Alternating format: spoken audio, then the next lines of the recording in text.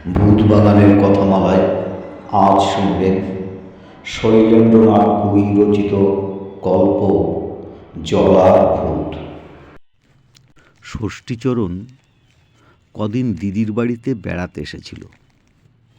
বহু আদর যত্ন করে দিদি তাকে খাইয়েছে। আরও দুদিন থাকতেও বলল, কিন্তু ষষ্ঠীচরণের আর থাকার সময় নেই। কেননা আজ বাদে কাল তাদের গায়ের ছেলেদের সঙ্গে পাশের গায়ের ছেলেদের ফুটবল ম্যাচ। গতবার ষষ্ঠীচরণরা হেরেছিল, এবার জিতবে বলে শপথ করে বসে আছে। অতএব দিদির বাড়ি আর থাকা চলে না। আজ এই 5 ক্রোশ পথ হেঁটে বাড়ি ফিরে বিশ্রাম নিয়ে কাল ম্যাচ খেলতে হবে। তাকে না হলে তাদের টিম দুর্বল হয়ে পড়বে। অগত্যা দিদি ভাইয়ের কোচড়ে এক রাস মুড়ি ঢেলে দিলেন আর দিলেন খানচারে অমৃতি জিলেপি। দিদির গায়ের বিখ্যাত জিনিস। পথ হাঁটতে হাঁটতে ভাইকে খেতে হবে তো। দিদি দাদাবাবুর পায়ের ধুলো মাথায় নিয়ে ষষ্ঠীচরণ সাত সকালে রওনা হলো। 5 ক্রোশ পথ যেতে আর কতক্ষণ। সরকারি সড়ক দিয়ে বেশ খানিকটা গিয়ে তারপর মেঠো রাস্তা। বেশ পা চালিয়েই চলল ষষ্ঠীচরণ। দিদি বলে দিলেন, আবার তাড়াতাড়ি আসিস একদিন। গায়ের 5 ক্রোশ পথ আর ফুরোয় না। বাড়ি ফেরার তাগাদায় কোরচের মুড়ি আর জিলেপির কথা ষষ্ঠীচরণ প্রায় ভুলতেই বসেছিল। মেঠো পথে নেমে বেশ খানিকটা দূরে এসে সামনে একটা জলা আর তার ধারে একটা ছায়া ঘন গাছ থেকে ষষ্ঠীচরণের হঠাৎ মুড়ি আর জিলেপির কথা মনে পড়ে গেল। আর ক্রোশখানেক হাঁটলেই তাদের গা। খিদেটাও পেয়েছে বেশ। অতএব ষষ্ঠীচরণ জলার ধারে এসে হাত মুখে একটু জল দিয়ে গাছতলায় গিয়ে বসে তারপর কোচর থেকে মুড়ি নিয়ে জিলেপির সঙ্গে খেতে শুরু করল। এমন সময় ঠিক তার সামনেই জলের উপর বেশ খানিকটা বুচকুড়ি কেটে উঠল।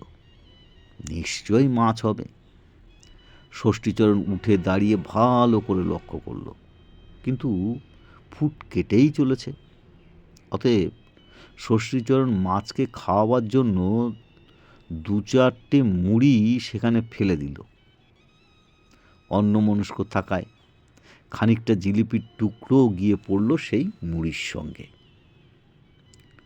ষষ্ঠীচরণ অবাক হয়ে দেখল, জিলিপির সঙ্গে মুড়িগুলো টুপটাপ জলের মধ্যে ডুবে গেল। মুড়ি তো ভাসে, তার ডুববে কেন? আর মাছ হলে তো টুপ টুপ করে খেয়ে নেবে। অন্তত মাছের নাকটাও তো দেখা যাবে। হাঁ করে ভাবছে ষষ্ঠীচরণ।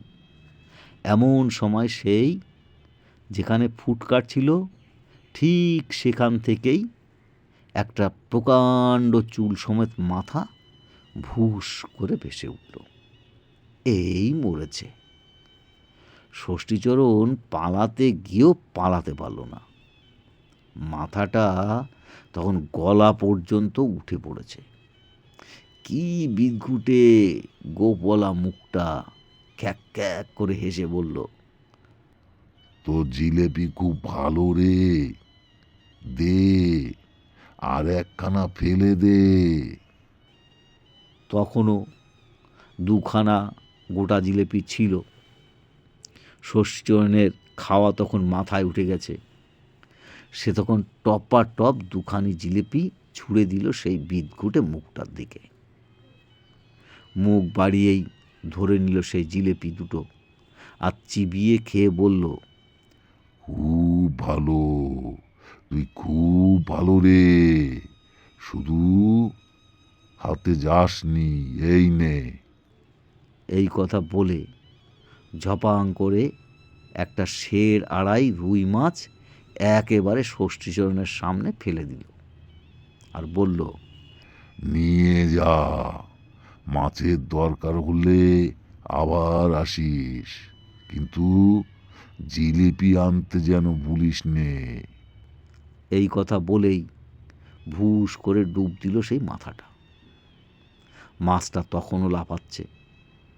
তাকে বাগিয়ে ধরে কাঁপড়ে বেঁধে ষষ্ঠীচরণ এবার নিজের গায়ের দিকে ছুট দিল।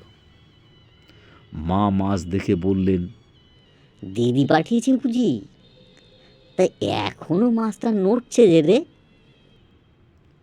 ষষ্ঠীচরণ কোনো কথাই জানালো না। কোথা থেকে মাছ পেয়েছে জানালো না। বেশ মিষ্টি মাছ, মাছ ভাজা, মাছের ঝোল বেশ তৃপ্তির সঙ্গে খেলো সকলে। ভাগ্যের জোরে এবার ষষ্ঠীচরণের গায়ের ছেলেরা ফুটবল ম্যাচ জিতেও গেল। এদিকে গায়ে হারুবাবু মেয়ের বিয়ে। গত বছর এক মেয়ের বিয়ে দিতে নিজের পুকুরের মাছ প্রায় নিঃশেষ হয়ে গেছে। মাছের জন্য মহা ভাবনা, কম করে 2 মণ মাছ চাই। এ গায়ে আর তেমন কোনো পুকুর নেই, ভিন গা থেকে মাছের ব্যবস্থা করতে হবে। খবর শুনে ষষ্ঠীচরণ গিয়ে হাজির হলো। কোনো ভয় নেই জেঠু, 2 মণ মাছ আমি দিয়ে দেব। আপনি আমায় গোটা 10 টাকা দেবেন, আর আপনার গরুর গাড়িটা মাছ আনতে। সঙ্গে কিন্তু কেউ যেতে পারবে না। হারুবাবু কেমন সন্দেহের চোখে দেখলেন। 10 টাকায় 2 মণ মাছ! শেষ পর্যন্ত ষষ্ঠীচরণের কথায় রাজি হয়ে গেলেন। ছেলেটা যখন বলছে দেখাই যাক, কিন্তু মাছটা বিয়ের আগের দিন দিতে হবে। কড়া করে ভাজিয়ে রাখবেন, ঠান্ডার দিনে পচার ভয় নেই। যদি ছেলেটা একান্তই না পারে, হাতে একদিন সময়ও থাকবে। ষষ্ঠীচরণ বিয়ের 2 দিন আগে 10 টাকা নিয়ে বেশ ভালো অমৃতি জিলেপি কিনে এনে লুকিয়ে রাখল। তারপর বিয়ের একদিন আগেই ভোর ভোর জলার ধারে এসে হাজির হয়ে টুপটাপ করে জিলেপি ফেলতে লাগলো। একটু পরেই ভুস করে সেই মাথাটা ভেসে উঠল। খাসা খাসা জিনিস এনেছিস রে, বাহ বাহ, সবই আমার জন্যে নাকি রে? তা কি চাস বল? ষষ্ঠীচরণ বলল, জেঠুর মেয়ের বিয়ে, 2 মণ মাছ চাই। 2 মণ? তাহলে তো আর জলায় মাছ থাকবে না রে। তা তোকে দিচ্ছি, নিয়ে যা, কিন্তু 2 দিন বাদে কিছু চারা মাছ ছেড়ে দিয়ে যাস। আমি তাড়িয়ে তাড়িয়ে বড় করে দেব। কি, রাজি তো? ষষ্ঠীচরণ আর কি করে, মাছ দেখিয়ে হারু জেঠুর কাছ থেকে আরও 20 টাকা আদায় করে নিতে হবে। তারপর টপাটপ মাছ পড়তে লাগলো জলার ধারে মাঠের ওপর। ষষ্ঠীচরণ মাছ ভরার জন্য বেশ তৈরি করেই এনেছিল গাড়িটাকে। সেও টপাটপ গাড়ির ভেতর মাছ তুলতে লাগলো। 2 মণের জায়গায় বোধহয় 4 মণই হবে। ষষ্ঠীচরণ চেঁচিয়ে বলল, আর না, গাড়িতে জায়গা নেই। অতএব মাছ পড়া থামল। ষষ্ঠীচরণ জিলেপিগুলো জলায় ঢেলে দিয়ে গাড়ি ছুটিয়ে একেবারে হারু জেঠুর বাড়িতে নিয়ে এলো। সকলে মাছ দেখে তো অবাক, এত মাছ! ষষ্ঠীচরণ তখনই আরও 20 টাকা চেয়ে নিল আর নিজের বাড়ির জন্য একটা মাছ নিয়ে এলো।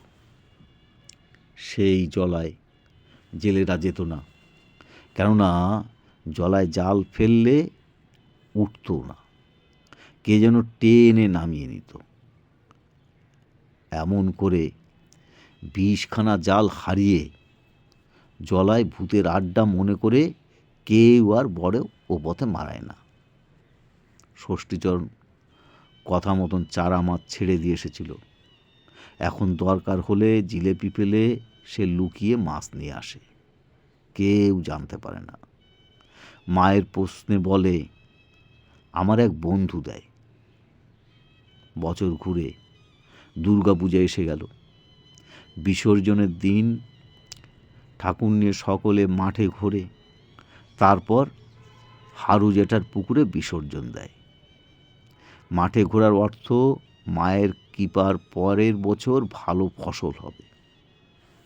সেবার ঘুরতে ঘুরতে সকলে দিক ভুল করে ঠাকুর নিয়ে সেই জলার ধারে এসে পড়ল। সঙ্গে আলো থাকে, পটকা ফাটে, খুব হইচই হয়। জলা দেখে সকলে মনে করল, আর অতদূর ঠাকুর ফিরিয়ে নিয়ে কি হবে, এও তো জল, মাকে এইখানেই এবছর বিসর্জন দেয়া যাক। অতএব সেই জলাতেই ঠাকুর বিসর্জন দিয়ে সকলে হই হল্লা করে গায়ে ফিরে এলো। হারু জেঠু একটু মনক্ষুণ্ণ হলেন। সেদিন শুতে ষষ্ঠীচরণের বেশ রাত হয়ে গেল। সবে ঘুমটা আসছে এমন সময় জানলায় আওয়াজ হলো খটখট খটখট করে। মা পাশে শুয়ে ঘুমোচ্ছেন। এত রাতে আওয়াজ কে করে? আবার আওয়াজ হতেই ষষ্ঠীচরণ বিছনা ছেড়ে জানলার কাছে চলে গেল। সে তো ঘরের ভেতর, আর ভয় কি? ইঁদুর বেড়ালও তো হতে পারে। না দেখে ঘুমোতে ইচ্ছে হলো না তার। বাইরেটা চাঁদের আলোয় ঝলমল করছে। ষষ্ঠীচরণ জানলার কাছে এসে যা দেখল তাতে ভয়ে তার গলা শুকিয়ে উঠল। সেই জলার ভূতটা এসে দাঁড়িয়েছে একেবারে জানলার কাছে। তাকে ডেকেই ভূতটা বলে উঠল, ওরে ষষ্ঠী, মা দুর্গার দয়ায় আমি আজ উদ্ধার হয়ে গেলুম রে। তোরা মাকে জলায় ফেললি, সেই জল গায়ে লেগেই আমার ভূত জন্ম শেষ হয়ে গেল। তাই তোকে খবরটা জানিয়ে গেলুম। তাড়িয়ে তাড়িয়ে পুনার ছাড়াগুলো বেশ বড় হয়েছে রে। আমি তো আর তোকে মাছ দিতে পারবো না, তুই ইচ্ছে মতো ধরে খাস। এই কথা বলা মাত্রই সেখানে যেন একটা ঝড় উঠল আর সঙ্গে সঙ্গে মিলিয়ে গেল। ষষ্ঠী ভাবল, বাবাকে মত করিয়ে তারা জলাটা ইজারা নিয়ে নেবে, তারপর জলার ভূতের কথাটা তার সকলকে জানিয়ে দেবে। ষষ্ঠী বিছানায় ফিরে ভূতটার কথা ভাবতে ভাবতে একসময় ঘুমিয়েই পড়ল।